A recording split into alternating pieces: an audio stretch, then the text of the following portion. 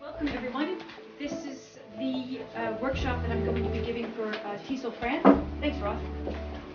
And as Debbie mentioned, I am the past president of TESOL France. I was president for about 3 years, which was a wonderful experience. And I met some amazing teachers, and I've made some wonderful friends. Really, if you're interested in helping us out in any way, I think the best team in the world happens to be the executive committee of TESOL France. I'm seeing some smiling faces of people who have helped us out at our events, and really all of the help that you give us is incredibly appreciated. And we've become quite a tight-knit family among the executive committee. So I want you to please do consider coming to our events and perhaps lending a hand in perhaps a small way or even a big way. So the first piece of information and the first message that I think that is very poignant when dealing with classroom discipline issues is that as teachers, if you teach in many different environments or in many different contexts, for example, if you are a vacataire, like I'm a vacataire in 3 or 4 different locations, higher education locations, and I also teach in about 3 or 4 different companies during the week. And so therefore, the group dynamics, the size of classes, the issues that I have to deal with are incredibly unpredictable. If you are teaching in a situation where you are a teacher and you have the same class every day or twice a week or 3 times a week, then also this applies to you perhaps as well. There are some days that are great, and there are some days that are good, and well, there are other days where, it depends. So with this message, I want to stress something very important, that today there may be some of you in this room who will have some discipline issues that a lot of us have solutions for. And then there may be some extreme examples. There are some factors that we teachers need to bear in mind when we are dealing with discipline issues. And these are factors that we may or may not be able to voice, or to speak about, or to talk about, or that our administration is willing to open a discussion about. There may be issues about our age. There may be issues about our gender. Age, for instance, some of us may actually look like some of our students. Okay, I remember when that was an issue. It's not an issue anymore. We're going to edit that out. Anyway. I remember a day when I walked into an adult language classroom, and the training manager met me at the elevator, and she looked me up and down, and she says, I expected somebody older. And you know what I wanted to say, but didn't? I expected somebody younger.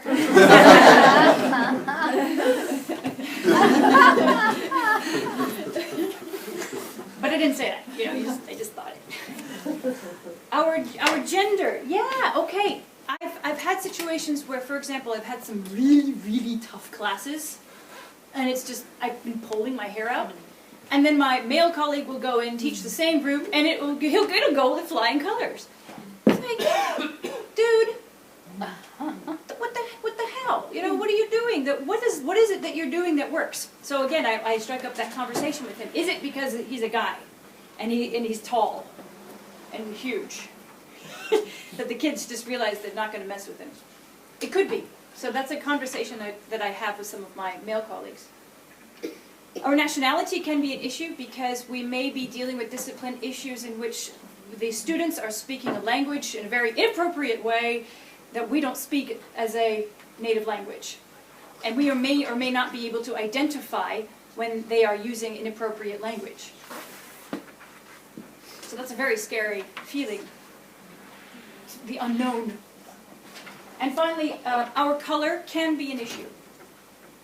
Okay? Our nationality and our color can also be an issue. I've seen it, where some students have a unfortunate upbringing. And I think you know what I mean. Now, reasons for their behavior. I want you to bear in mind that when they act in a certain way, it may or may not always be about you. This goes for the higher education sector as well as the adult education sector. I really, truly think that we need to keep in mind ADD, ADHD, learning disabilities. I really feel very strongly about this because I've had to deal with students who have severe learning disabilities like dyslexia, and the administration never told me. And I've been very hard on some students that I'm really regretting it now. Okay? I wish I had known. I've had to deal with hyperactivity beyond the imagination. And I think that people, you know, especially in the United States, I do agree, in the United States we do over-medicate students in this situation, or youngsters in this situation. I do agree, we do over-medicate. I myself, I admit it, I'm admitting it on camera, I had severe learning disabilities growing up, and I had severe attention deficit disabilities when I was growing up. I could not concentrate to save my life. But with the help of my family and the help of my teachers, I was able to overcome that without any medication. So it's possible. But we have to be aware of it as teachers. The students may be having some serious personal problems, some serious professional problems as well. I've taught adult students who have been under pressure to speak English. They have had their jobs dangled in front of them, saying you will lose it unless you become a C1 level in 2 weeks. Or they can't, or they're not allowed to graduate without a certain score on the TOEIC. And they look at you going, and they ask you that question, is it possible to get a 900 on the TOEIC in 2 weeks?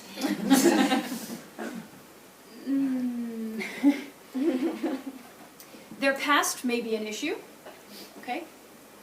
Their past experiences with teachers can be an issue. Their expectations of what a teacher should do and should not do is definitely a factor. In fact, in my case, this was a factor just this week.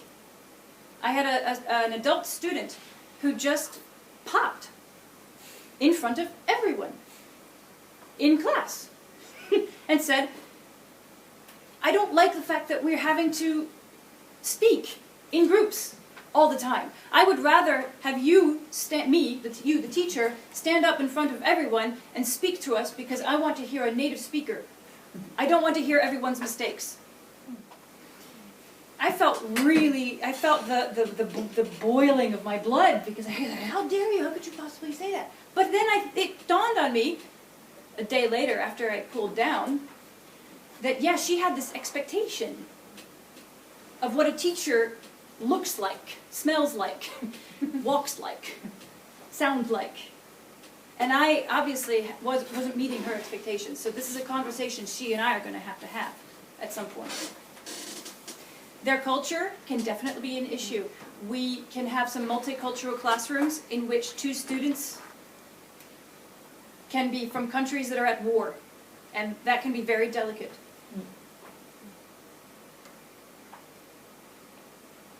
Their status in the company can definitely be an issue, especially if you've got hierarchical situations in a group adult classroom.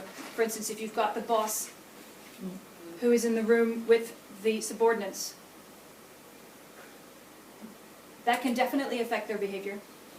And also physiological issues. I swear to you, I'm not lying, I had a student at a language school, private student, and she would always leave the classroom after about 30 or 40 minutes, and she would go and vomit in the bathroom.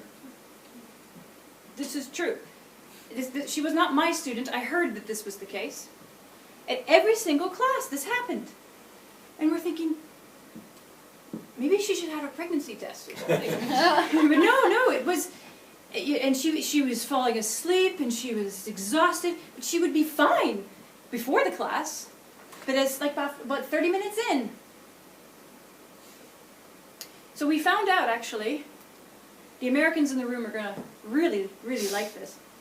We found out that when we put her with an American teacher, with an American pronunciation, sorry Ross, that the nausea went away. This is true.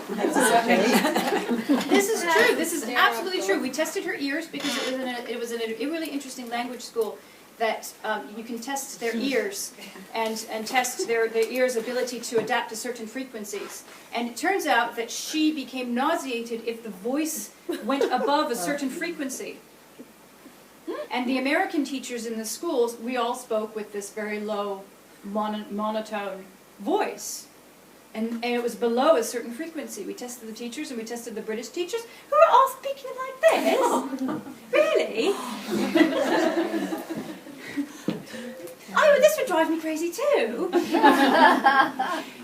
So, so we put her with American teachers and she ended up, the nausea just went away.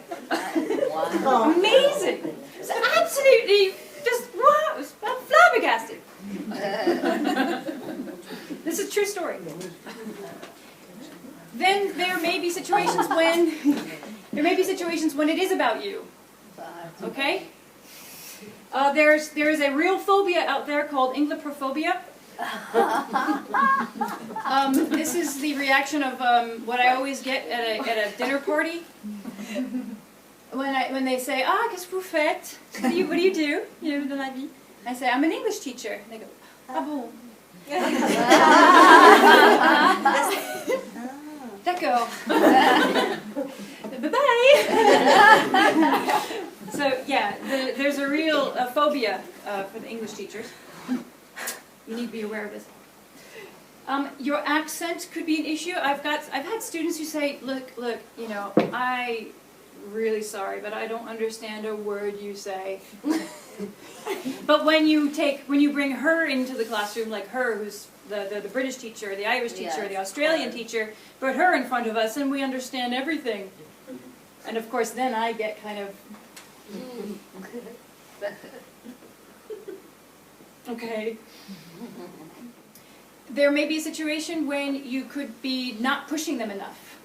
I teach in this particular establishment at a grande école, and the students are quite demanding. They're great. Demanding in a good way. They're demanding meaning they kind of like to be pushed because they come from the prépa. They've got that prépa background, and they know what it's like to work until their eyes bleed. and they really do enjoy enjoy being pushed. And I've had to learn how to do that. Because I like to be laid back. I like to give my students a lot of control. But there's some of them which truly, truly want me to tell them, okay, do this, do this, do this. You have this much time, do this, do this. I've had to adapt. Then I've had actually a situation where I was fired. This was 2004. I'll never forget it. I was teaching in company in La Garenne. No comment about La Garenne. And there was a building that had no air, no circulation, no windows. It was very, very challenging for us, for me and the teacher and the students. So I wanted to lighten the mood. I did a lot of games, loads of games, tons and tons of games, and the students just loved it. Well, at least I thought they loved it. They were speaking a lot, they were interacting a lot, they actually made improvements, they became débloqués, deblocked, and they got over their inhibitions for speaking in English.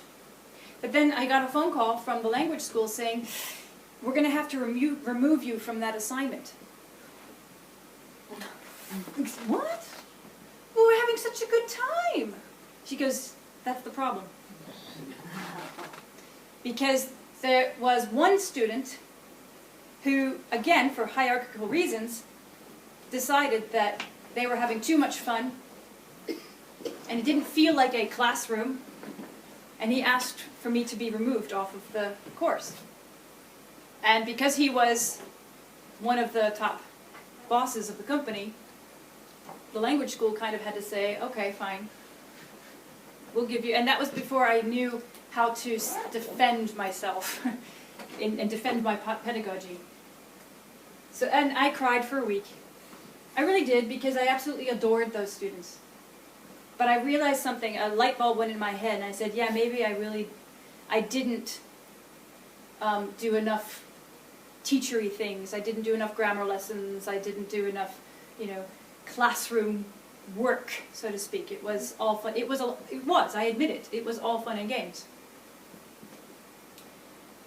Or your approach isn't fun. Or there is no fun element. There's no interaction element. It's all, you're the column of knowledge. The transfer of information. Or your approach is just too much fun, which can be in my case. So when this happens, when you have a discipline issue, first and foremost, please, for the love of God, do not explode. You can explode inside, which is what's going to happen, and your face may turn red, which is my case. I can't hide it. It really is a problem. But just try to identify when your blood starts to boil, when the claws start to go. I recommend emailing the student. This is especially good in higher education. This is, I think, very effective in higher education and adult education. And I email them in English. And I email them. Okay? I have examples, which I will email you, of emails that I have sent to students for various issues. For example, if I'm concerned about the fact that they're chit-chatting too much in French, I have an email for that. If I have an email for when their behavior has improved, but it's not great, I have an email for that. I have an email for when a student plagiarizes. That's a long email. I have an email for when I have to kick a student out of class. We're going to get to that. That's another long email. And that's actually with the Director of Studies in copy. And for absences. So I will be emailing you examples of these which you can tweak to your heart's content. Can we copy your plagiarized one? Sure, you can copy the plagiarized email. Yeah. But in the emails that you send, tell it like it is. Just tell the facts. Don't vent. Don't say, oh, I'm so angry at you. I'm so disappointed. I feel, you've really hurt my feelings. No. Tell it like it is, the facts. Say, you did this. This is inappropriate. Period. Or if emailing doesn't work, or if you want to try many different things at the same time, which is, again, for serious extreme cases, I recommend a bunch of all of these. Speak to them privately. Privately. Okay? And we may be in a situation where the student, in higher education particularly, really acts inappropriately during the class. This is very difficult, but do not hesitate to remove that student from the classroom. If you cannot establish a classroom environment where you are getting some work done, do not hesitate to remove that student. And we're going to talk about that in the second part, about how to do that. What's the language to use? Because, to be honest with you, if you've never done it, if you've never kicked a student out of class, trust me, it's hard. You agree? It's very hard because you feel absolutely rotten to the core when you do it. But speak to them privately, not publicly in front of everyone. Not only does that, if you speak in front of everyone, that wastes time. That wastes the other students' time who are behaving. And it wastes your time. and it makes everybody feel really uncomfortable. So schedule an appointment with them to speak to them. If you kick them out, tell them you have to come back after class and speak to me. If they don't, you tell the director of studies. And we're going to get to dealing with administration as well. Okay, tell them that it's not you who is suffering from their bad behavior. It's the entire group who is suffering from their bad behavior. And don't hesitate in any way. Do not hesitate to speak to human resources. If it's an adult class, never hesitate to speak to the human resources or the director of training. Or your director of studies if it's a language school. Or the head of department, the head of the language department. You march straight to their office and you say, we need to talk now. And if it's a private client, some of you are freelance, I know.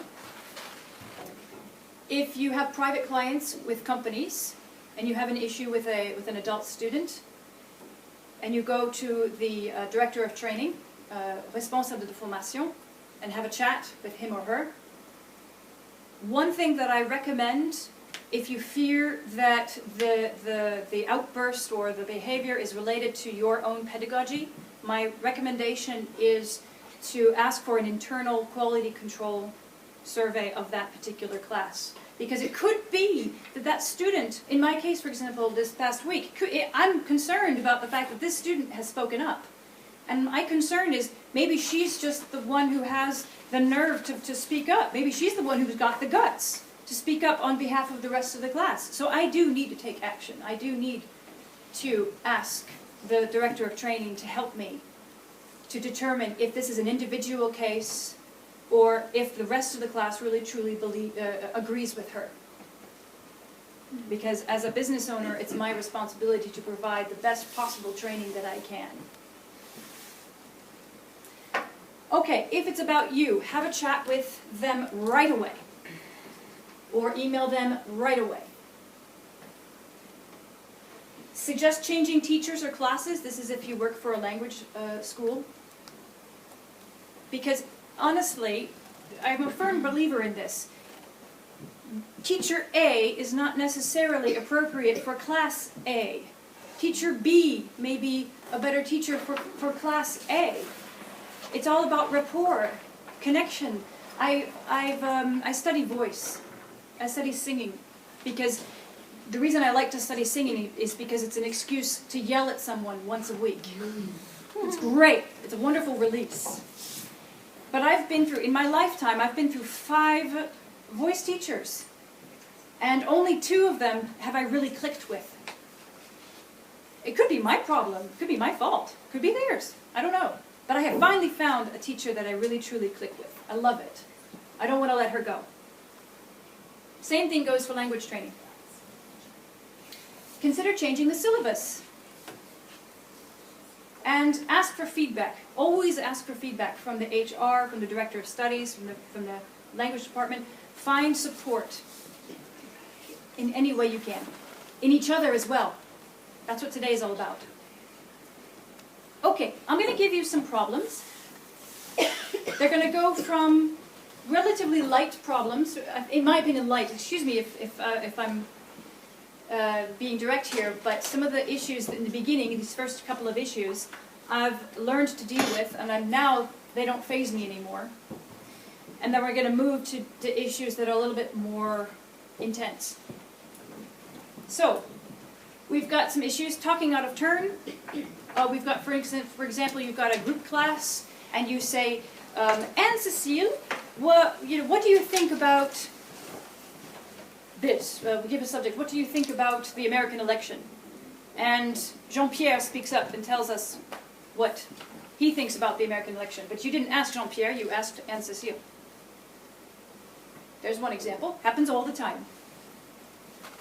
Dominating the lesson. You can have one student who is particularly motivated to learn English to the point where they do all the talking and all the asking and all the demands. And or you have students who kind of are chatting in French. In the front row. In the front row, yeah. obviously. So, what are some solutions to this? Now, again, I want you to take these issues from a very reflective point of view. These are not black and white issues. These are very broad. Talking out of turn can happen maybe once or twice or all the time. And there are some teachers who, there are some classrooms where I accept this. It's not a problem for me. And then there are some classrooms I say, okay, today I'm going to be a little bit more strict. Anne-Cécile and Jean-Pierre will speak up and I go, thank you, Anne-Cécile. You know, I might do that, you see. Okay, so I want to mention that each class is different in these particular cases. Any solutions?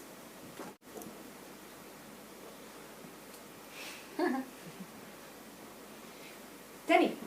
Oh, wait a minute. Hold on a second. Let's see what Anne. I want to see what Anne-Cécile has to say. Mm-hmm. Great. Hold on a second. Let's see what Anne-Cécile has to say. But what of Jean-Pierre? It's constant. Like every lesson. Yes.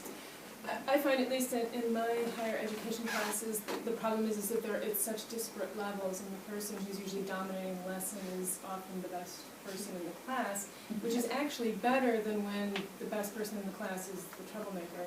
And so I try to use that person, I try to co-opt that person into helping the other students. It's a great idea. It's a great idea. I try to, say, well, I realize that a lot of this is too easy for you, so you can learn more by, helping teach them. And you've said that to the student. You say after class. After class, yeah, that's great. So you've had that dialogue with them, and I think that's very important. It's great. It's a great idea. Elise. It works for some students, but not with all. I have some students saying, "Oh, then I'm doing the teaching, so you're going to pay me, right?" I've had that. Well, pay them in chocolate, or pay them with Oreo. I give them a box of Oreo cookies or something. You pay them in a grade. You pay them in a decent grade. Hey, I've had a situation where I had a native speaker in my class who was not allowed to leave. Okay, what do I do with this? And so what I did was I said, look, you want to do a team teaching situation? You're obviously a native speaker. You don't need to be here. So do you mind if we team teach for this next 7 weeks? I'll pay you in I'll pay you. I'll write a recommendation letter for you, or heck, and if you want me to pay you, okay, I'll pay you maybe $10 or something for each class. You can get yourself some lunch. Subcontract. Totally. Yes, Denny. I think only once or twice I had to take a student aside because they were always over participating. Mm-hmm. I think that's a nice word, over participating. And I said, I'm really glad, I really appreciate your enthusiasm for the class and everything, but I really want to help other people, give other people a chance to speak. What can you do to help get other people to speak? Oh, I love that idea. And Taking notes. Let me take notes. I love that idea. that seemed to help. Excellent. I love that idea. You have a suggestion? I was in a class where the boss was there. And the boss's English level is actually quite good. But every time I asked someone else to speak who really needed the help, he would respond. Oh, Lord. And at the end of the class, I asked to be tripped. That was the first time when I quit a class, because it was just, but before I quit, I told the boss exactly what I thought. I thought, this is my class. Good for you. So I'd like you to please be quiet. Yeah. How did he react? He kept speaking and I gave him dirty looks, but we were between adults and it was in company and he was the chief. But I said, this is English, this is not a company meeting. Yeah. I don't know if I did the right thing, but I felt between adults. In that particular case, try going to the human resources and He saying, was human resources. He was human resources. He was human resources, he was chief financial officer, he was director of marketing. Yeah, I know. But this situation, I wanted to ask, there was another problem too, where there was a boss, she wasn't, but she was the head of the department, and I was told during the class to please them. And it was very difficult, but it worked out. I didn't quit from that one, but Yeah, that's a tough one. The situation is maybe speak to them and say, maybe you're better off in a private lesson. Again, this was the situation I've had just this last week. I asked the human resources, I said, could I please have her in a private lesson situation, because she is really dominating. And I think she would benefit from a private one-to-one situation. And if there's no budget for that, then you tell her, or you tell her, I'm going to tell her that she can't have one-to-one, so she better pipe down. But I mean, that's one suggestion. But I would, to be honest, I wouldn't hesitate to remove yourself from a situation where you don't think it's productive for either party. Okay, I think you gain more respect doing that, because especially because you're in a professional environment, you're in a private industry environment. So if you say no and here's the reason why I don't think this is a fruitful relationship between our companies, in this particular case, I think you gain more respect that way, because you're not getting anything done. And I really am very sensitive about when my time is wasted. And in that particular case, when you have a boss who is dominating the class, he's obviously learning quite a bit thanks to you. However, the other employees, they're sitting there and their time is being wasted. That is unethical. Any other suggestions? Here's I love all of your ideas. And again, in my own personal brainstorming, I've carried out these particular solutions, but at the same time, I have just learned something. I really like your ideas. Yes? Would you speak to them first and then email after, or you? It depends. It depends on if they rush off after class. If they rush off after class, then I fire off an email. I have email attached to every limb of my body. So I have the ability in the metro, but I let myself cool down first. In this particular case last week, actually took me 24 hours to cool down. That's how affected I was emotionally to that woman's outburst. And so I then fired her off an email a day later. I also know that she checks email sporadically, so it's okay. However, if they do stick around, okay, if they don't say, I have a meeting, then definitely speak to them directly, right away.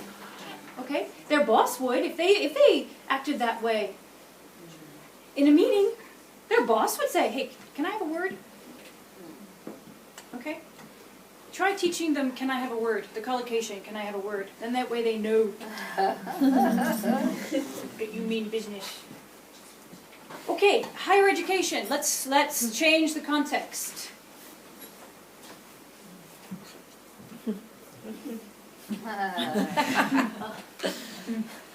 Yeah. A lot of you may relate to this.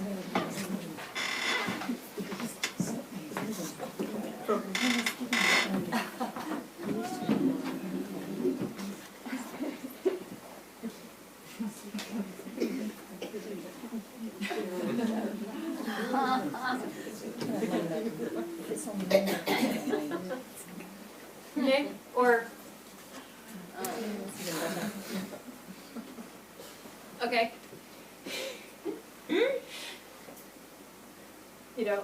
I very, very rarely do I have students going. But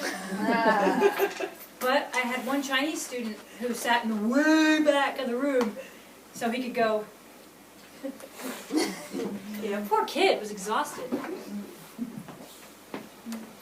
Okay, solutions?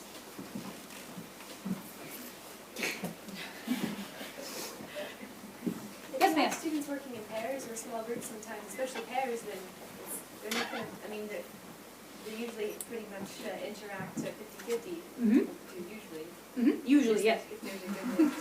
Mm-hmm. And they're held accountable afterwards. Yes, peer pressure is your best friend. Yes, I do agree. There is, again, I love pair work. Though it's a lot of work for the teacher because you're having to split your brain into 5 groups. And if you and I do that all the time, and we have to do that. I love pair work, but it's you know, you have to kind of split the French from the English, and you have to decide. We're going to come to this. You have to decide how, you know, what do you feel is appropriate? How much chit-chatting? How much lack of participation? How much, you know, talking about their next class in French, the test that they have to take? How much of that is appropriate? Okay. You know, there are some situations where the students, it's like foie gras. They're force-fed tests. And in some institutions, they are just tested and tested and tested, and they're just exhausted. And you're the only class where they're not just force-fed, you know, poor kids. And so there may be times when I look at them and say, what's up? What's wrong with you? What's going on? A party last night. Or a party last night. That can be a bad or a good thing. A party last night can mean either they are completely just conked out or wired beyond belief. They haven't slept. Or drunk. Or drunk, which is actually better. But, but I've had one of my worst classes ever was when they hadn't slept. And they just come from the party. Because I had an 8:30 class. I nearly died. I kicked out half the class that day. They said, go to bed, get out. They did. And we actually got some work done. Indifference, lack of motivation, sulking, sleeping. Somebody told me yesterday that in Japan this is normal. What's that? Yeah, so sleeping. Yeah, was it you, Ross? Yes. She said sleeping is normal. Now, hey, listen. I've done some personal experiments. I'm doing an online course on Coursera, which I highly recommend. It's hard as heck, as I'm back to school and I have been a student since I can remember, and there's a lot of information. I've actually discovered that I retain information better when I close my eyes. And a lot of my adult students find that is the case. So if I'm giving them a lecture in class, I say, listen, hey, let's try a class or a part of the lecture with your eyes closed. Don't sleep. That wasn't a request. That's okay. Give it a shot. I don't mind. That's all right. It'll be on YouTube. You can watch it later. But yeah, close your eyes. You actually do retain information better. Now here's some solutions that I've tried myself. Giving a brief warning. And in some particular cases, if a brief warning turns into a second brief warning, turns into a third brief warning, fourth brief warning, we're going to talk about, in a second, we're going to talk about what is your limit. Suggest a solution privately with the student. Like, for example, I've got this one particular student where getting up for a 10-15 class is just the hardest thing in the world. And he comes to class and I can see his eyes rolling the back of his head, you know, trying desperately to stay awake. I feel terrible for him. I don't know what it is, but maybe he's narcoleptic. Okay? So I tell him, look, come to class with coffee. Come with some chocolate. I'm not going to be offended if you're drinking coffee. It's really hard to be a student and to listen, especially in a foreign language. Our brains are working twice as hard. It's normal to be exhausted after an English class. Some of us have 3-hour classes. What are we doing? Okay, suggest a solution. Okay, like coffee. I do brain breaks. I tell jokes. So I know one teacher, love her to death. She'll suddenly, at any time, she'll toss a ball. Just like, whoop! Or candy. You know, or like a Snickers bar. Yeah, wake up! Oh, that's funny. Try that. Discuss solutions to help motivate them privately or by email. It's interesting what they will tell you privately. What they don't dare tell their peers. And you may learn some things about your students that could, in fact, sometimes it just made me cry. Really, truly moved me. Some of the most difficult to manage students have made me cry because of where they've been and what they've been through. And I know it's true because I've asked the administration. And their parents have told the administration. Again, email them. If it becomes a major issue, you might want to start putting the higher-ups in CC, the director of studies or the training manager in CC, just to start informing them that you have an issue. But that's after, again, in my opinion, that's if you feel that it's necessary. And sleeping, I mean, really, there's so many people who are exhausted, and many adults have forgotten what it's like to be a student. And especially when you're it's a foreign language and their brains are working twice as much. Okay, back to adult classes. Refusing to participate, again, indifference, lack of motivation, sulking, posture, absence, sleeping. In my opinion, the solutions are slightly different than higher education. Speak to them directly, assess the reason, discuss possible solutions, email them. If absolutely necessary, just be careful, put the director of training in copy. And if you write this email in English, ask the director of training if it's okay if they receive this email in English. Most of the time they'll say, oh yeah, sure, no problem, I can use Google Translate. Okay. They love it when you communicate in English by email to the trainees. It's an added value. It's great.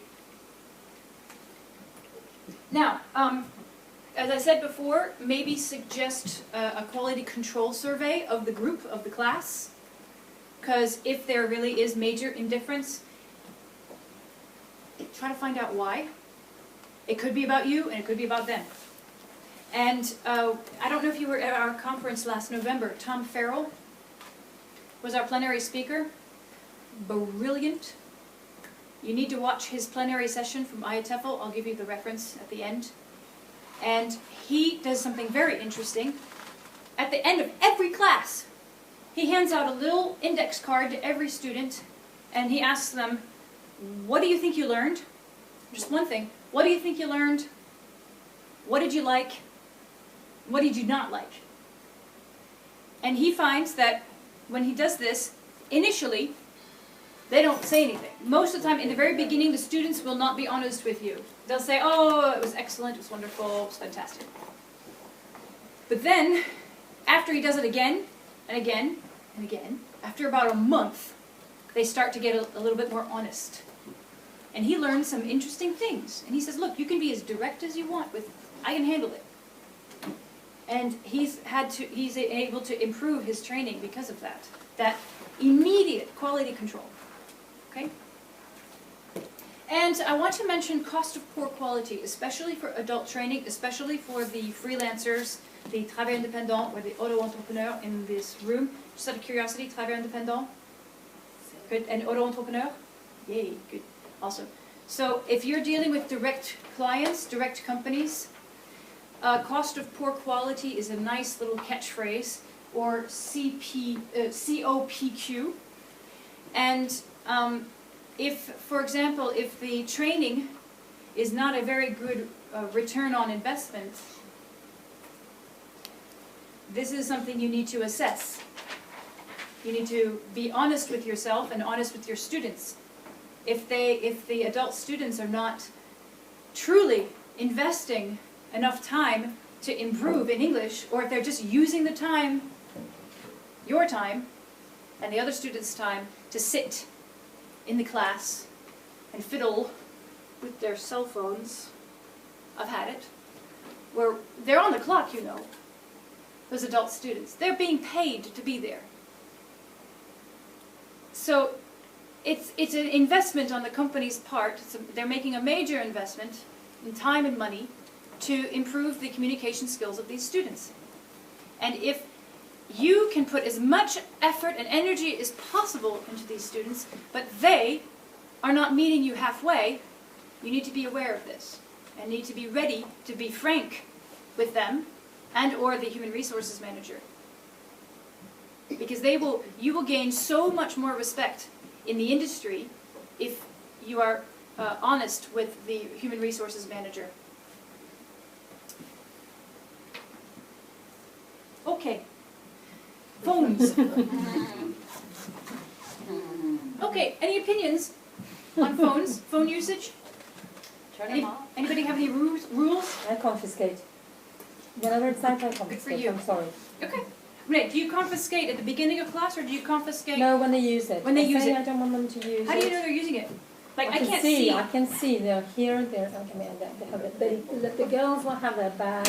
Oh, and yeah. they do it like that. The boys will do it like this. I mean, it's easy.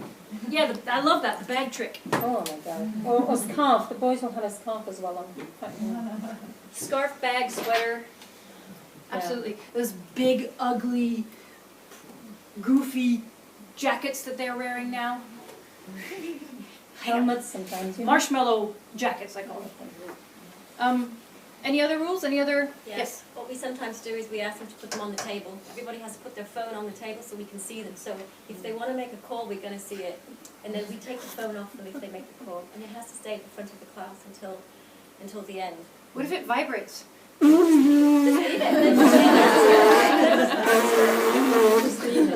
everybody goes, sorry. No, but we only do it for I only do it for maybe the first 4 or 5 lessons, and then I don't need to do it after that. Okay. But just to start the semester, it works really well. It works really well. So what do? You tell them to put their phone there? Well, in the first lesson I say, who has a phone? So all the hands go up, and I say, great, let's Who has see another your phone? All their hands And then I say, great, now put it here. And they're like, oh. Now, in And then I front of sing them- themselves or in the front, in the No, car it's on classroom? their desk. So they can see it. You know, because they need to have that link. They do. They need that physical link with it. I agree with you. So, so that they can see it, I ask them all to switch it off. Obviously, if one of them might be expecting an urgent phone call or there's a problem in the family, Great. fine, you know, but yeah, so that's what they do, and they do. They leave it there, you know. And then after about 5th lesson, we're done. So you mean they put them away, or they just get into the habit of putting them? I say, okay, telephone, and they all put it on the desk. Oh, I see. But I hope I'm well trained. How many students? Sorry, how many students in the class? 16 years old. Yeah. Under 18. They're 18, 19. But they think they're adults. Yeah. It's an interesting thing because in September, I started collecting the phones at the beginning of class. And here we are in March. I thought maybe, this last week, I thought, okay, they got it now, that they shouldn't use it in class. So I let them keep it. It's an adult class, it's university. But they didn't learn. They used the scarf, the thing. And I said, you know, I trusted you. I said, you are in a professional setting. If you were a surgeon, nobody could call you while you were removing a spleen. I know the word spleen. Wow, you're a good teacher.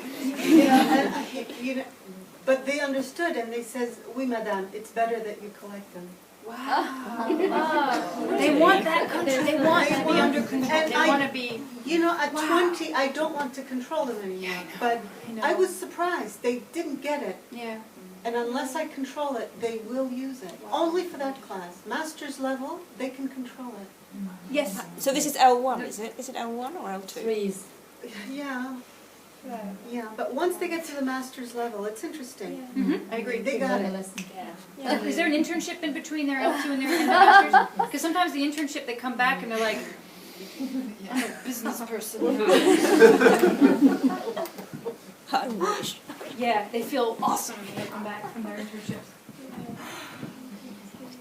Right, now, I am all over the place. I'm all over the map when it comes to phones. For me, it really depends on the context and the situation. I mean, I've had situations where, like, in higher education, and there's an exam, and I know very well they have got 3G, and I know very well they know how to access whatever websites that they need to get the information. So I will get a big box. And I've had situations where students have more than one phone. What is it, a business phone? Dude, And I've had a situation where he copied from Wikipedia. But did you see him do it? No, because I wasn't allowed in the room. There were proctors paid to be there. I was so mad. I was really angry. Dude, why are you paying all this money for exam proctors when I got a student who just copied from Wikipedia? Anyway. Yes, please. A few times I had to confiscate the phones. The problem is that, like, obviously for some students, they weren't listening anymore from that part. You take their phone and they're like, she mustn't forget to give it. You won't forget to give it back to me. And they're just they're not listening to the class anymore. They're not there. So I tend now to use it in the class. It is an addiction. Tolerate it, but I have more problems with chatting with friends now. And whenever they're like, you mean chatting or chatting? Yeah, the discussions or the. I see. I must say, I really like the solution that you talked about just having them visible on the table. Yeah, right. Because they will get a text message. They're going to get. They'll go. Yeah. And they're going to go. And can they touch it? No. Wow! Like Oh my gosh! They know where it is. Proximity, I think. I don't know. Of course they want to touch it. They want to. I suffer from it. I know for a fact. This is why I'm all over the place, because I know myself. I can't control myself. So I'm a little bit more lenient about phones now than I was before, because I'm such a hypocrite. Question. Yeah. The idea of confiscating and putting in a basket at the near the door of the class. How do the kids? I mean, I had 22-year-olds, and I didn't find any solutions. How do they react to that? Oh, they hate it. Because, I my mean, that people really they is hate it. treating them as children. Yeah, they hate But it. you know that can turn against you too. And then you have a situation where it will ring in the box. I don't know how that does that work. How do they identify their phones anyway? Yeah. It's a bit That's their job. Somebody has a nicer phone than they do, don't they? Yeah, no, It's happened. No, it's happened. But sometimes the It school doesn't says. seem like a great solution to me. So my boss said that I couldn't do that, that it wasn't allowed to confiscate them. So I came up with a suggestion with 24 kids in each class. How about I bring in one of these big wall advent calendars, where they've got a pocket for each day. Number 4, come get your phone. What if they choose a picture, like you're the donkey, you're the angel? I love that idea. Or maybe just the ones because, I think I see what you're saying, because if you put all of the phones in one box, you're punishing everyone. Whereas I've got one teacher who is very successful. She's got 35, multi-level group in an amphitheater. So, like, if she needs to get their phone, he's like in the middle of the room. I mean, what are you gonna do? Stand on the tables and go out and get shit? That's what she does. She's like, all right, I'm coming. and because she's really. Don't mess with me, she's really intense. I love her to bits. And she give me the phone, and she takes the phone. She only takes it from those who do. That makes sense. And then she does it. She's like got the thing here. This doesn't work. We have students who behave in this school, but she'll put it here. Okay, the sort of the Hall of Fame, the shame wall or something. When you're on administrating a TOEIC test, you have to take them away. Absolutely. It's in the rules. It is in the rules. So they just ask them to switch it off and to put it on the desk. Yeah. That's no problem at all. Yeah. Just a piece of technical advice is learn how, if you do confiscate a phone, it's in your best interest to learn to know how to turn it off or how to put it on vibrate. just what you do is go into just when you have an afternoon off, go to an SFR Orange boutique. Go to all right, show me how to turn off all of these. That's all I want to know. Do you want to buy a phone? No, I just want to know. But anyway, I've had classes. I've had classes where I've used them 100%. They actually have to use them to do research. I love those.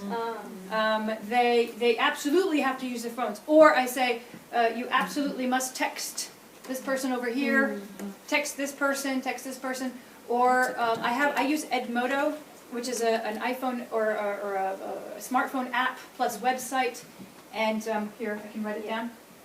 I use Edmodo, and they all have it on their iPhones, and they can post. We can do polls. They can post messages. They can talk about ideas for the class. They can brainstorm.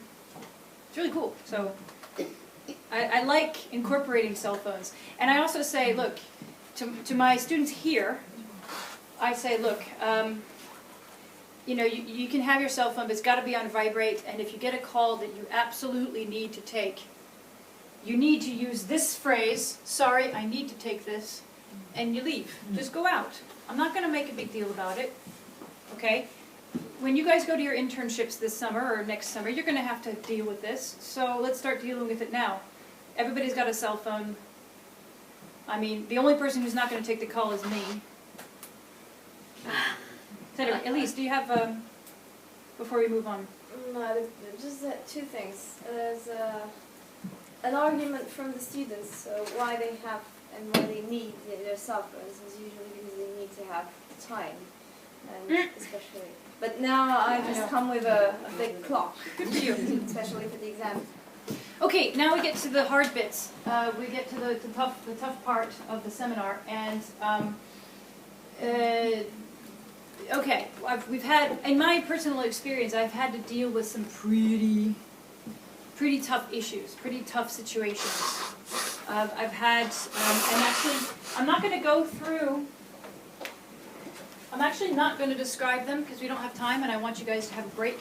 But all of those horrific experiences that I've had are on these note cards. And what we're going to do later is I want you to start to reflect on some of these issues and other issues that you would like to have a solution for. And I'm going to use Post-it notes. I've got 1 billion Post-it notes, and we're going to use these walls. And I'm going to tape up these. And if you've got any solution for these in particular, great. Or if you have another problem that you would like to post on a Post-it note, please do so. Just my request is so that we can differentiate between a problem and a solution. Use a problem, use a big marker. And a solution, just use your pen. Okay?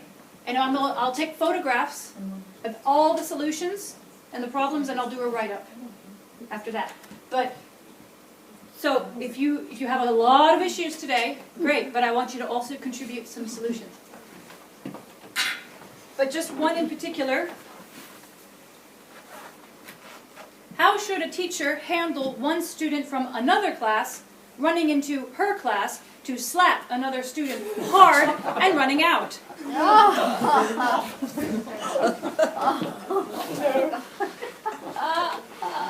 It happened to me.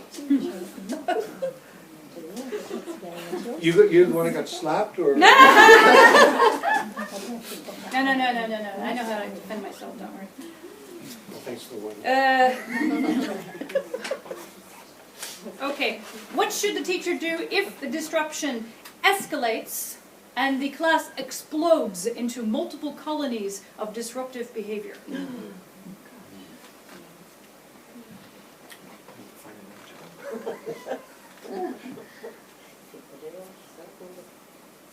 What should we do if a student or trainee is absent for several lessons? Okay. Who should we speak to in times of crisis? There's several answers to that. There are several possibilities. Ah, yes. I remember. How should the teacher handle objects being thrown at the student during his or her presentation? That happened to me. How should a teacher handle extremely offensive L1 language directed at the students or him or herself? And how should the teacher handle female students hitting male students? Trust me, they're flirting. Yes. They are flirting. Well, of course they Well, are. come on, when you like a guy, what do you do? You hit it. Stop! Oh, you bad boy! It's a natural, we go, we, trust me. Anyway. Okay. All right, so, in my experience, this is again my personal experience, I really look forward to hearing what your solutions are as well. I have been in a situation where my French was just not good enough to deal with that hostility, and so I use one-syllable words in English. Out. Now. And you wait. Goodbye. There's more than one syllable. Sorry? More than one syllable. Jeez, Elise! Sorry. They might understand goodbye. Hannah! I can't, nothing gets by you. Okay. 1 to 2. Stop. Now. Yeah, that one. Okay, that works too. Out. Out. Now. And you just, now. And you wait. Silence is scary. And sometimes they're not silent. There's no silent. The only person who's not silent is the student.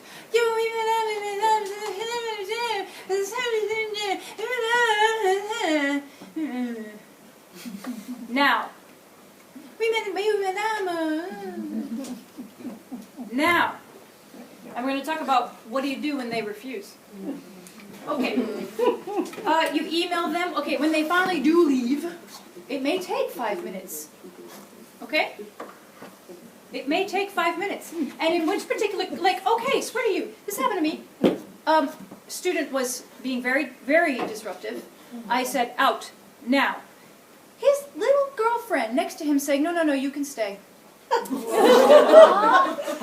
You, out, now. Excuse me? Yeah. That was intense. I've had a situation as well, talking about multiple colonies of disruptive behavior. I've had classes of 25, and it was just, it was uproar. It was absolutely impossible to get anything done. It was the post-party situation. One of the worst days of my life. And to be honest with you, I kicked out over half the class.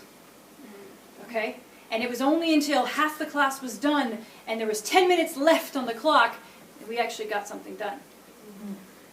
Yeah. I don't know if this is appropriate time, but here we're talking about higher education. Oh, you are going to get to, okay, so like adult. Well, do you have hostility? Do you have hostility in the adult education sector? Yes, and wow. I mean, I wouldn't say hostility, but you can tell that there's some sort of competitive nature, and especially amongst the men, it's like who has the louder voice, and it's shocking. In fact, last week, 2 of the men weren't there. The other man, who seems to be always in competition, it was so much calmer. I thought, oh, thank God. Yeah. But at one point, you just want to say, excuse me, I don't want to have this discussion with you. You're old enough. You're adults. You work in a company. So, I mean, either you say that directly, and at times I've told them, look, you're exhausting me. This is not okay. Yeah, yeah. If you're exhausted, that's not a good thing. Oh, it was like the first day I was going, I don't want to come back. Yeah. Because it can affect your psychological well-being. It can affect you physically. Okay, if you start to have physical reactions, if you start to have nightmares. Oh, yeah. Yeah, oh yeah. I've woken up screaming before. I have. My husband's like, damn. Yeah, when that starts to happen, you need reinforcements. And again, what I would do is literally march right straight to the director of training, because chances, like, these 2 men, these 2 gentlemen, they might be disruptive during company meetings. Yeah, I would think so. You know, so see what the policy is when dealing with those 2 people. Okay, that's what I always do. I say, look, are these people disruptive elsewhere? And that's what I do with the higher education students as well. I say, look, this kid is an issue in my class. I want to know which classes he is in. I want to know the names and the email addresses of his professors. And I want to email them and find out if he's an issue in other classes. 99.9% of the time, he is or she is a problem in other classes. And 99.9% of the time, the other teachers kick them out. But so in that case, is it the person who's responsible to handle that is the HR? Yes. With your assistance, with your input. Okay? It's nice to have to put aside some 15 minutes, some tete-a-tete time with the HR and discuss a solution. Okay? A few weeks ago, this famous class where everybody talks all the time, I don't have nightmares, but I'm just exhausted at the end. Make a long story short, at one point we had, the lights went out. And these blaring lights went out. They became so quiet. That's the parrot effect, absolutely. What the worst thing is the sunshine. A simple thing, and I do that now. Sometimes I just turn the light off. And it Adults, these are adults. University level. But I was shocked at myself. I was calm too, but I had to, keep up. Anyway, it's just to offer that because it works for me. That's very interesting. Sorry, her hand was up, and yes, go ahead.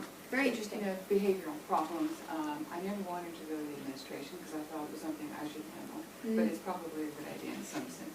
So it's something I never did. One thing with an extreme behavior problem of the class, I had always spoken to them just in English, and to explain to them how I felt, I used French. They were absolutely shocked. They didn't even realize I spoke French, but it worked for some time. But it shocked them out of their behavior, and it can be something you can use. Yes, absolutely. If you can use it, use it. Don't hesitate to use it. Really. But if you again, if you're in a situation where it's really truly a shock to the system, and our L2, our brain will react, and our body will go into fight or flight mode, and the most crucial stuff will take precedent. So I've often found that when I'm confronted, my French goes out the window, and it's really frustrating. But then it's a really interesting pedagogical experience, because then I say to my students, the ones who actually are the cool, the classes where I don't have issues, I say, we're going to have a class where you're having to speak English under very stressful conditions to see how you react. It can be presentations, or having a tourist scream in your face, airport! Or, we do that sometimes just for fun. But yes, if you can use their L1, yeah, I do recommend it. Yes, ma'am. So last year I was teaching a particularly difficult 14-year-old class, and so then a good thing was that we just established a rule: if they were sent out, they had to come back and see me before the next class, and if not, they wouldn't be allowed back in the class. And that seemed to work, because I didn't like to email too much with them, because it was better just to keep it like that. And that worked. And it worked. Brilliant. Can you write that down on a Post-it note later? Sure. Awesome. Okay. As I said before, assess their performance in other subjects and other years. Again, I've found where they're a problem in their first year, their second year, but then as soon as they hit masters, the problem goes away. What happens between second year and masters? It just, what are they drinking? Anyway, you can ask them to leave. Don't hesitate to ask them to leave. It's very difficult to do this. And it may take some time for you to recover afterwards. But the students will be dun, dun, once you kick someone out. Once you kick them out. The ones you kick them out, you'll get a lot of work done. Yes, sir. What do you mean by permanently? For adult classes in particular, or as what Denny suggested, I like Denny's suggestion, which is even with the cell phone use. See if there's another class you can move them to. Okay, there may be another class at the same time. Again, in higher education, it's next to impossible because the timing is so. I'm going to hurry up because I need you to have a break. Plus, I want to talk about some rules. But yes. Le droit de retrait. Ah, droit de retrait. Okay, this is the Code de Travail. This is if it gets really nasty. I have to talk about this. you may be in a situation where you may be in danger. If you feel that you are in danger emotionally, psychologically, and physically, you have the right to stop the class. If a student, for example, if you wish to kick a student out and they refuse, and they do not move, and you truly do your best to make sure, you don't obviously grab the student and drag them out of the classroom. No, I'm not suggesting that at all. But if they absolutely refuse to leave, and you cannot work under those conditions, which is the case with that student and his behavior or her behavior, you have the right to cancel the class. And as soon as you do that, you go straight to the director of studies or the department head, and you tell them, I am incapable of doing the class under these conditions because of this one student. He is a danger to me and others and to himself. And I cancel the classes under these conditions. And if you're a vacataire, you can still get paid for that time. This goes for if you have a classroom that is 30 degrees. Fahrenheit, sorry. or Celsius. Yeah. Okay? Yeah, which is not. I mean, I've gotten pneumonia because of a class that didn't have any heat. Okay, and I wish I had known about this. If I had known about this, I wouldn't have gotten pneumonia. Okay? Yes. Yeah. Does anybody have any advice on how you establish the name of the person who's being disruptive? You learn their names. Well, that's... I have a solution for that. That's difficult. Very difficult, I know. My classes are often 50. I understand it's very difficult. And it's tricky. So how do you do it? You ask the administration to give you, they all give their ID pictures to the administration. You have, how do you call it, trogminoscope in English? Photo roster. Yeah. Photo roster. Right, you can get one for your class. Some universities do that automatically, but I agree. a lot of don't. I agree, some. Yes. Or have them give you their ID picture, and then you make up your own. Mm-hmm. Yeah. But sometimes they look nothing like the... I agree. I know. Oh my God. It's like before and after. 95% 21-year-old girls, and they all do their niece for the photographs. Yeah. It's tricky, really. I know. And I've had one where, I've had one student, she looked perfectly healthy in her photo, and I look at her now, and she's like, ooh. Yes, I agree, that is difficult. And especially in big classes, it's extremely difficult to learn their names, which is why I give a lot of homework, because then, which then they give to me, and then I say, okay, Jean-Pierre, here is your homework. Cécile, here is your homework. Yeah. I look at the name, Benjamin, here's your homework. That's what I do to learn their names. It's very difficult to learn names. I'm terrible at learning names. In lycée, if there is a problem in the class, it's just to know that the teacher is not allowed to leave the room. You have to use your délégué. Yeah. If you're in lycée, once you go to higher education, then the teacher can leave the Yes, room. that's right. Yeah, I know. That's one thing for higher education. I understand in lycée, there's some really tough situations. But I do have a resource for those of you who are in lycée and have some very, very difficult situations. There's a wonderful resource that I highly recommend that you spend 35 euros for online. I'll give it to you at the end. It's a very tough discipline book. It was even tough for me to read, but boy, he's got some good ideas. Okay, I'm going to move along here. Here are some examples of rules that I set for my classes. These are not necessarily rules that would possibly work in your situation, or maybe it would. But I'm just giving you some examples of whenever I have a class that is particularly disruptive and I see that we're not going to move forward without any particular specific rules, I print them out and I take them to the students. This can be any time during the year. It doesn't necessarily have to be at the beginning. It can be, when you start to see an issue.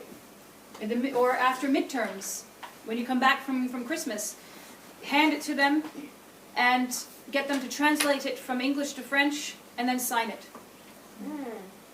Like a contract.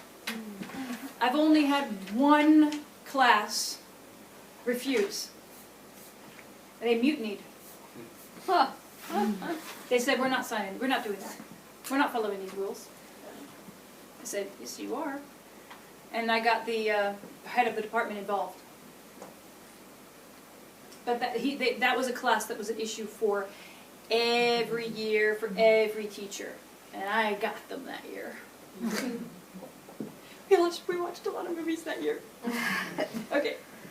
I always have a quiz, a 10-minute quiz at the beginning of my classes, no matter what. Okay? Because then they really do arrive on time. And if they arrive after 10 minutes, like for example here, they're allowed in class after 10 minutes. No problem. I adore them. I really truly love the students here. But they come in late after 10 minutes, they don't get the quiz. So they get a 0 on the quiz. Only once, it's, as soon as they say, nope, sorry. Have a seat. But luckily here they don't protest too much, because I've already set the rules. They've signed them. Or I've actually I've been in a situation where I've been allowed to not let students come in after 10 minutes. I love this, because there's not going to be any disruption, nobody coming in and going, yeah, it's you! Yeah. Okay, emails must be in English between me and the students, that's a rule. With my adult classes as well. They must show respect to the teachers, the staff, and fellow students, and no chit-chatting. But I've grown a little bit more tolerant about some chit-chatting, group work. It's very difficult, in group work particularly. Again, I'm a little bit more flexible now about chit-chatting. But if it's absolutely just rampant and non-stop, yes, I'm going to set this rule, because if it's preventing us from moving forward, yeah, no chit-chatting. Okay, visible electronics are out of sight and reach, or on the table, or in a box, or whatever you prefer. Computers may be used only if they relate to the task, and I incorporate a lot of computer use in my classes, because I find it's more efficient. Some students now, they type faster than they write, so it's just more efficient. I'm very strict about homework being late. In some cases it's a 0, and here for instance it's 1 point per day, and I stick to it. And absences, if you have to take absences, and for instance here the students are only allowed 3 absences, and so therefore the administration takes care of all the doctor's notes. I don't have to deal with any of that, which is nice here. But in some situations you have to take care of everything, and they have to bring in a doctor's note. But sometimes the student will have parents who are doctors. Damn it. And I've heard of another situation where a student forged a doctor's note. Well, we're in one of the schools I'm working at the moment, we're having an issue with a student's parent who is a doctor, who has been forging. This is a true story. Yeah, he has sure. been forging other doctors' text just to, because he couldn't do he's an eye doctor, so he couldn't obviously, sign anything about Got a problem with his leg. The boy's been suspended for a week. Great! Wonderful. I'm glad to hear that the school really supported you on that. It's wonderful when they back you up. It didn't come from me, it was everywhere. It's just not on. Okay, here are some survival tips. We're almost done. Survival tips. Lay down the law and stick to it. Being consistent is one of the hardest things when dealing with discipline issues, in my experience. Be ready for it to fall apart at any time. Okay, you could have a couple of weeks of great, wonderful classes, and then suddenly it just explodes. Or you can have students who don't have they're not touching their cell phones. The situation with the cell phone. You think they've learned, and then suddenly it falls apart. So don't take it personally. You will feel terrible. Just get back up and get back in the car and start the ignition. Okay, decide when to take action. This is something you need to explore as an individual. You need to decide if you're going to take action after the first offense, the second offense, and the third offense. I personally feel most comfortable after the third offense. Probably it's the American in me, 3 strikes and you're out. I like that. I like that I feel comfortable, I feel okay as a person. It depends on who you are and how you feel. Try it. Concentrate on the students who want to be there. Don't forget. They really want to be there. And they will appreciate it when you lay down the law. Survival tips for education. For instance, when you have a student who turns in something late, and they ask for an extension or they negotiate, you use real-world examples. Like, for example, if you're late for a plane, and the gate closes, are they going to let you on the plane? Especially EasyJet. You can't negotiate with them worth a darn. TGV, the train is rolling away. They're not going to open the door for you. The NSF is the National Science Foundation in the United States. When you apply for funding, they often give deadlines at 11:59 p.m. Central European time on this date. And they will absolutely not accept any proposals at 12 a.m. the next day. I love that. I often set deadlines at 11:59 p.m. Because if I do 12 a.m., then they're like, yeah, but which day is that? So 11:59 p.m. is clear. And I put CET, Central European Time. So don't play any time zone games with me. Okay? And the marché public, this is appel d'offres. These students, these higher education students, may be in a business situation where they're applying for a bid. They're bidding for a call for tenders. And those marchés publics are super strict about the deadline. It absolutely must arrive on the doorstep of the company at 12 p.m. on this particular date. They will refuse all proposals after that time and date. There are absolutely zero negotiations, zero exceptions. And that's true in France. I've tried. Anyway, okay. Learn their names. Give lots of homework.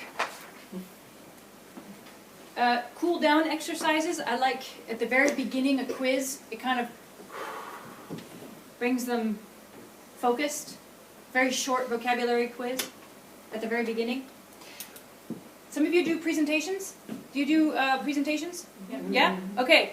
Do you have students who come on the day of their presentation and say, je suis pas prêt, je suis fatigué, je suis débordé, can I do it next week? Okay, what do? No. And what I do, what I love to do, is I have a bunch of, because I go to a lot of conferences, so a lot of publishers give me free USB keys of like 2 gigabytes, right? I've got a bunch of USB keys in my bag. So what I do is on my USB key, I have a PowerPoint, a blank PowerPoint presentation, and a blank, just in case, keynote for Mac, blank, with a bunch, a template. This is your presentation. That's the first page. And they have to go to the computer lab, or they have to take their computer, or the computer of one of their colleagues, one of their classmates, go out of the classroom for 30 minutes, and they have to prepare a presentation. They have 30 minutes. And that doesn't happen very often, does it? No, they do. They come back. No, but I mean... No, it doesn't happen very often, no. Because that solves the problem. It really does. It really, really, really does. And you honestly, it's happened 3 times in my entire career, so it doesn't happen very often. But I love it when it happens, because you want to know why? Their presentations Better. are better! Better. They're amazing! Presentations prepared at the last minute rock. Because they've got adrenaline pumping in their veins. And they've got the speed. It's like, they've done some amazing presentations. And so, and hey, sometimes they'll some of the clever ones, they'll go on the web and they'll find a PowerPoint presentation designed by somebody else. I don't care. That's one of the hardest things to do, is to do a PowerPoint presentation that you didn't write. That's really difficult. I'm impressed if they're able to do that. Okay? And ideally, have the same classroom throughout the year. Ideally, the same layout. That helps in terms of keeping them focused. But it's not always possible. Recognize when they improve. Above all, if they show signs of improvement, tell them. Send them a thank you note. I see that you've made much improvement. I really appreciate it. Congratulations, you're doing great. If they hand back homework and they correct the mistakes that you have been harping on them day in and day out, give them a little extra credit. And again, concentrate on the ones who are following the rules. Know thyself. Explore your limits. Experiment. And do what you feel comfortable doing in the classroom. I added this morning. Don't hesitate to vent. But vent to the right person. It's okay to vent. It's very frustrating when we have a class that is difficult to handle. And sometimes we want to take it personally. We feel terrible. Professionally, it's very daunting to have difficult students to deal with. Don't take it personally. Have a friend. Find someone today, for instance, that you can maybe text and say, Jesus Christ, I had the worst class today. I want to kill myself. Just somebody you can text when it happens. Just get it off your chest. But when you do vent, make sure that you are solution-oriented, that you don't just vent for the sake of venting. Vent so that you get it out, so that you can explore solutions. Have a mentor. This is so important in education in general. And prepare for the crash after a really good class. You fall into a coma, a very happy coma. Okay, one more slide. Don't forget, this is a process. This is not going to be an overnight sensation. You're going to have good days and you're going to have bad days. Being consistent is the toughest part. And the students will surprise you. They'll impress you. They'll make you cry sometimes. And those are some wonderful moments. So thank you very much for your attention.